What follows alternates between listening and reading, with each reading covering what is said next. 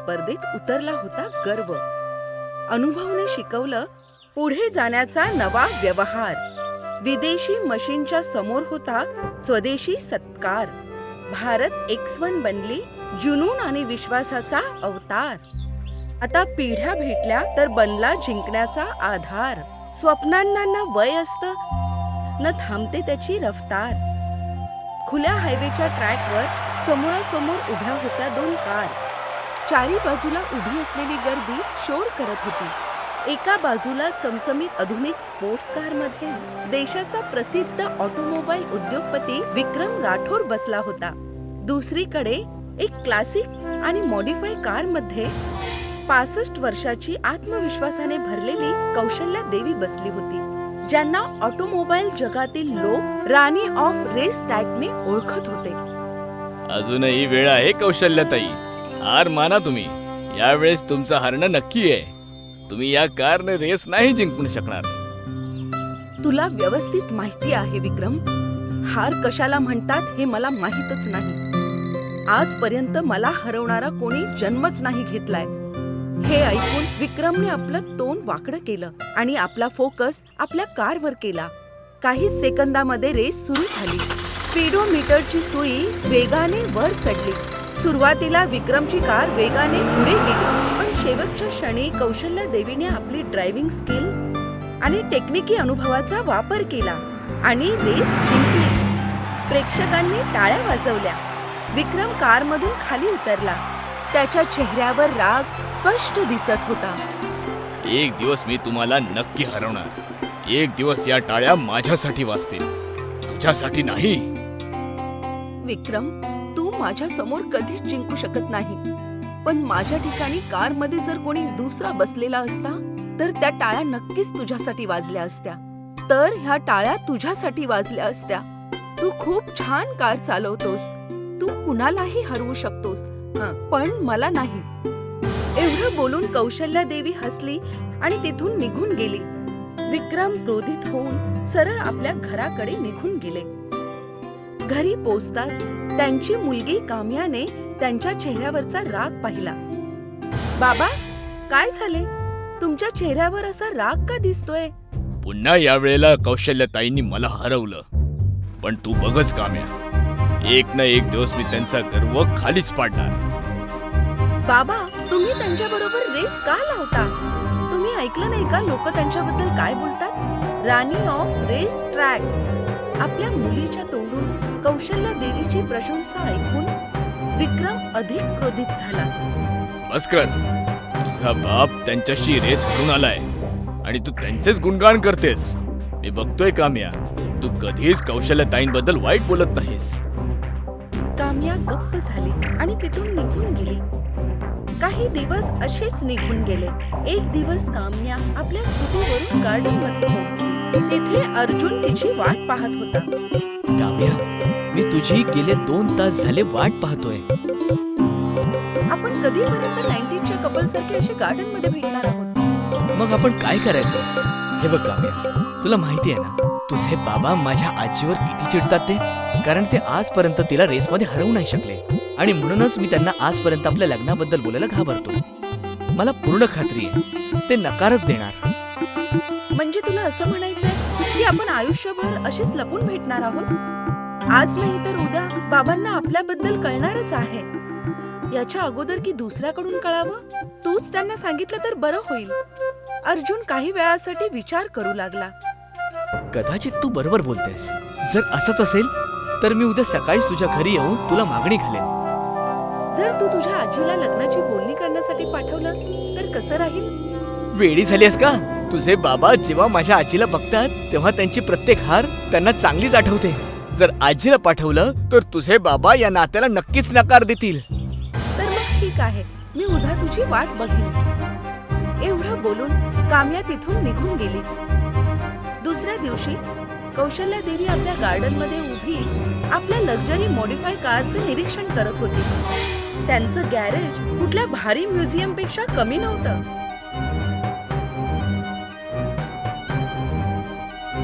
अरे, आज एवढं सजून धजून कुठे चाललायस? कुठे नाही आजी, एका फ्रेंडची पार्टी आहे आणि तिने मला लवकर बोलवलंय. कौशल्या देवी हसू लागली. मॉर्निंग मध्ये तुझं जनरेशन पार्टी करते, ही तर खूप अचंबित गोष्ट आहे.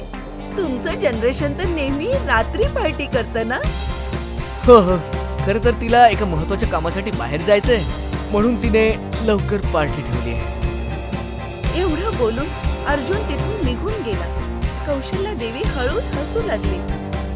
आजकालचं जनरेशन आम्हा म्हाताऱ्यांना वेड समजतात. यांना वाटतं की आम्हाला काहीच कळत नाही, पण यांना माहित नाही की आम्ही देखील कधी यांच्यासारखेच होतो. एवढं बोलून कौशल्या देवी पुन्हा आपल्या गाड्यांना व्यवस्थित परखू लागली. काही वेळानंतर अर्जुन विक्रम राठोरच्या घरी पोहोचला. त्याच्या पावलांमध्ये भीती होती, पण मनात एक दृढ निश्चय पण होता. तू इथे का आलायस? अर्जुनने काही क्षणांसाठी काम्याकडे पाहिलं, मग हिम्मत जोडून विक्रमकडे पाहिलं. काका, मी आणि काम्या खूप आधीपासून एकमेकावर प्रेम करतो आणि मी तुमच्याकडे काम्याला मागणी घालायला आलोय. विक्रमच्या चेहऱ्यावर हळूवार राग दिसत होता. मग आता तुझी इतकी हिंमत झाली की तू माझ्या मुलीला मागणी घालायला स्वतः इथे आलास? यात चुकीचं काय आहे काका? काय का वडिलांकडे त्यांच्या मुलीला मागणी घालणं चुकीचं आहे? अर्जुनचं उत्तर ऐकून विक्रम अधिक क्रोधित झाला. जसं तुझ्या आजीचं तोंड चालतं तसंच तुझंही चालतं. बाबा, अर्जुनला मीच इथे बोलवलंय. अर्जुनमध्ये वाईट असं काय आहे? तो देखील आपल्याच बरोबरीचा आहे. विक्रम काही वेळासाठी विचार करू लागला. त्याच्या मनात एक षडयंत्र सुरू होतं. हीच संधी आहे ह्याच्या आजीला धडा शिकवण्याचा. जर नातवाला दुःख झालं तर आजीलाही दुःख होईल. मग तो अर्जुनकडे बघतो. ठीक आहे, जर तुला माझ्या मुलीशी लग्न करायचंय तर मग स्वतःला सिद्ध कर. मला काही कळलं नाही. माझी अट आहे, येणाऱ्या इंटरनॅशनल सुपरकार रेसमध्ये तू मला हरवून दाखव. जर तू रेस जिंकलास तर मी माझ्या मुलीचा हात तुझ्या हातात देईन. अर्जुन पूर्णपणे घाबरला, पण काही वेळासाठी विचार करून त्याने निर्णय घेतला. ठीक आहे अंकल, मला तुमचं चॅलेंज मंजूर आहे. एवढं बोलून अर्जुन तिथून निघून गेला. बाबा, तुम्ही ही अट का घातली? काय, तो तुझ्यावर प्रेम करतो ना, मग तो तुला मिळवण्यासाठी एक छोटंसं चॅलेंज पण जिंकू नाही शकत? काम्या गप्प झाली आणि निघून गेली. ती जाताच विक्रम हसू लागला. कौशल्यताई, वेळ आलीये तुम्हाला धडा शिकवण्याची. आता मी तुझ्या नातवाची जिंकून माझ्या प्रत्येक हरण्याचा हिशोब व्याजा सकट घेईन. दुसरीकडे अर्जुन मान खाली घालून घरी पोहोचला. कौशल्या देवीने त्याला पाहताच ती समजून गेली की काहीतरी गंभीर गोष्ट झालीये. अरे, तू तर तुझ्या फ्रेंडच्या बर्थडे पार्टीला गेला होतास. मुलं पार्टीवरून आल्यावर खुश होतात, पण तुझा चेहरा का असा पडलाय? अर्जुनने सगळी घटना आजीला सांगितली. हे ऐकताच कौशल्या देवीच्या चेहऱ्यावर राग प्रकट झाला. विक्रम राठोड आजपर्यंत माझ्या बरोबर रेस जिंकू शकला नाही, त्यामुळे तो तुला हरवून मला खाली दाखवू इच्छितो. फक्त तुझीच नाही, माझी ही लढाई आहे. तू चांगलं केलं जे त्याचं चॅलेंज स्वीकारलंस. आता त्याला कळेल की तुझ्या शरीरात देखील माझंच रक्त धावतंय. तिकडे विक्रम आपल्या आलिशान ऑफिसमध्ये बसून हसत होता. तेव्हा त्याचा नोकर आतमध्ये आला. शेठजी, मी असं ऐकलंय तुम्ही कौशल्या ताईंचा नातू अर्जुनला कार रेसचं चॅलेंज दिलंय. तुम्ही हे असं नाही करायला हवं होतं. तो कौशल्या ताईंचा नातू आहे. त्यांच्याकडे एकापेक्षा एक लक्झरी कार आहेत. तुम्ही विसरू नका, अर्जुनच्या नसातही त्यांचंच रक्त वाहतंय. विक्रम जोरात हसू लागला. त्या म्हातारीकडे किती कार असू दे, या वेळेला मी विदेशातून ओरेलियल V12 फॅन्टम एक्स मागवली आहे. ही कार युरोप मधली टॉप रेसिंग मशीन आहे. या ब्रँडच्या कार जगातल्या सगळ्या फास्ट ट्रॅक वरती नंबर 1 आल्या. मी तिच्या नातवाला हरवून राहणारच. नोकर गप्पपणे निघून गेला. खरं तर तो कौशल्या देवीला मानत होता. कारण ती त्याची खूप मदत करत असे. नोकर सरळ कौशल्या देवीकडे आला आणि सगळी घटना सांगितली. त्याने कारचा ब्रँड, इंजिन स्पेसिफिकेशन आणि रेसिंग हिस्ट्री देखील सांगितली. अर्जुन देखील तिथे उपस्थित होता. ओरेलियस V12 फॅन्टम एक्स कारला हरवणं सोपं नाहीये. पण कौशल्या देवी शांत राहिली. लोकांचा गैरसमज आहे की कार रेस जिंकते. ते विसरून जातात की रेस कार नाही, कार चालवणारा जिंकतो. रेस तोच जिंकतो ज्याच्या आत आत्मविश्वास असतो. टेन्शन घेऊ नकोस. जर तो विदेशातून मशीन घेऊन येऊ शकतो तर आपण आपल्या पूर्वजांकडून कार बनवून घेऊ. काय आजी, तुम्ही कार बनवणार? हो, आतापर्यंत मी कार विकत घेत होते, पण आता मी तुझ्यासाठी खास कार बनवणार आहे आणि यात तू माझी मदत करणार आहेस. नोकराच्या चेहऱ्यावर आनंद झळकला. आता मला पूर्ण खात्रीच पटलीये की यावेळीही विक्रम राठोड तुमच्याशी जिंकू नाही शकणार. आणि मला हेच हवंय की त्याने हरावं आणि काम्या बाळ आपल्या घरी सून म्हणून यावी. कौशल्या देवी हसली. तिच्या डोळ्यात एक नवी चमक दिसत होती. खेळ आता फक्त रेसचा नाही, सन्मान आणि विरासतचा होता. कौशल्या देवीने ठरवलं होतं की या वेळेला ती कोणत्या जुन्या कारला मॉडिफाय नाही करणार. ही लढाई केवळ रेसची नाही, सन्मानाची देखील होती. त्यांनी निर्णय घेतला की त्या स्वतःसाठी आणि आपल्या नातवासाठी अगदी नवीन सुपर कार बनवणार. एक अशी कार जी केवळ मशीन नाही, विजन असेल. कौशल्या आपल्या वर्षांचा अनुभव, रेसिंगची समज आणि एरोडायनामिक नॉलेजचा उपयोग करत होती. दुसरीकडे अर्जुन आधुनिक सॉफ्टवेअर डिझाईन, इंजिन कॅलिब्रेशन आणि डिजिटल सिम्युलेशन वर काम करत होता. 2 पिढ्या, एक अनुभव, एक टेक्निक एकत्र काम करत होते. आजी, आपण कारचा फ्रंट लो प्रोफाईल ठेवला आणि एअर इनटेक साइडने दिला तर ड्रॅग कमी होईल. पण काय याने हाय स्पीड स्टेबिलिटीवर परिणाम होईल का? प्रभाव पडेल जर वजनाचं संतुलन सेम ठेवलं नाही तर. लक्षात ठेव, रेस फक्त स्पीडने नाही जिंकत, कंट्रोलने जिंकतात. आपल्याला 52 आणि 48चा वेट डिस्ट्रीब्युशन हवाय. फ्रंट हलका पण एवढा नाही की वळणावर पकड सुटेल. आजी, इंजिनसाठी टर्बोचार्ज V10 सेटअप बरोबर असेल की आपण हायब्रिड सेटअप ठेवू? विक्रमच्या ओरेलियस V12 फॅन्टम एक्स मध्ये रॉ पॉवर जास्त आहे. रॉ पॉवर प्रत्येक वेळेला जिंकवत नाही. हायब्रिड सेटअप ठेव. आपल्याला एक्सेलरेशन हवंय, खास करून शेवटच्या वळणावर. जेव्हा त्याला त्याच्या पॉवरवर विश्वास होईल, आपण आपल्या टायमिंगवर विश्वास ठेवू. रात्र वाढत चालली होती. ठिणग्या उडत होत्या. धूर आणि घामाच्या मध्ये एक स्वप्न आकार घेत होतं. आजी, ही कार फक्त जिंकण्यासाठी आहे की आणखी दुसरं काही? ही कार उत्तर आहे. त्यांना वाटतं की वय रफ्तारला थांबवते. ही कार सांगेल की रफ्तार अनुभवाने येते. आणि लक्षात ठेव, मशीन मध्ये आत्मा टाकावी लागते. दोघांनी मिळून कारचं नाव ठरवलं, भारत X1. हे नाव फक्त एक ओळख नाही, एक संदेश होता. रात्र गॅरेज मध्ये जाऊ लागल्या. स्पार्क, धूर, ब्ल्यूप्रिंट, कम्प्युटर स्क्रीन आणि टेस्ट रन, प्रत्येक दृश्य स्टोरीला उंचावत होतं. आजी, स्टेरिंग रिस्पॉन्स खूप छान आहे, पण 200 नंतर हलकं व्हायब्रेशन येते. रिअल सस्पेन्शनला मायक्रो ऍडजस्ट कर आणि टायर्स प्रेशर अर्धा पॉइंट कमी कर. रफ्तार बरोबर संतुलन गरजेचं आहे. अर्जुनने तसंच केलं. पुढचा रन स्मूथ होता. कार रस्त्यावर अशी पळत होती जशी हवेला कापत होती.